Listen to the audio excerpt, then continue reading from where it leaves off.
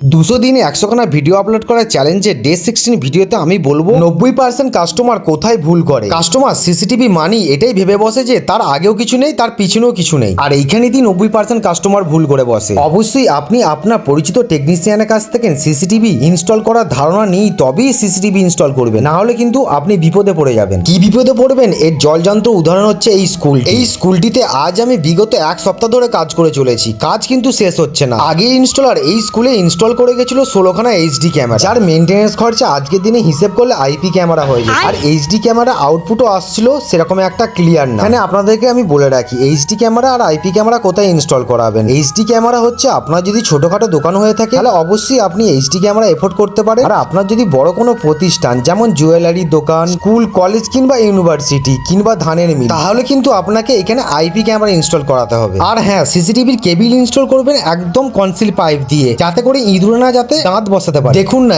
এই বিল্ডিং থেকে এই বিল্ডিং পর্যন্ত সিসিটিভি কেবিল কনসিল পাইপে করে ইনস্টল করেছে, কিন্তু প্রবলেম হয়ে গেছে এই কনসিল পাইপের ভিতর দিয়ে জল ঢুকে গিয়ে পিঁপড়েতে ডিম পেড়ে প্রতিটা কেবিলকে নষ্ট করে দিয়েছে। আমরা এই স্কুলের প্রতিটা ক্যামেরাকে সার্ভিস তো করিয়ে দিয়েছিলাম, কিন্তু তার কস্ট চলে এসেছিল অনেকটা। তাই আপনাদেরকে বলছি এইচডি ক্যামেরা থেকে আইপি ক্যামেরার দাম খুব একটা বেশি না, এতে করে আপনাদেরই সুবিধা।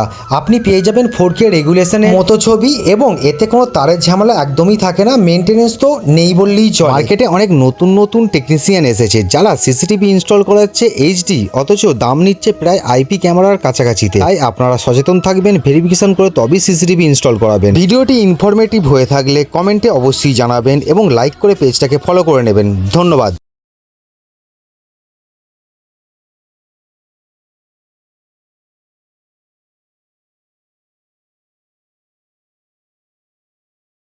অনেক নতুন নতুন টেকনিশিয়ান এসেছে মার্কেটে যারা এইচডি ক্যামেরা ইনস্টল করাচ্ছে আইপি ক্যামেরার দামের কাছাকাছিতে।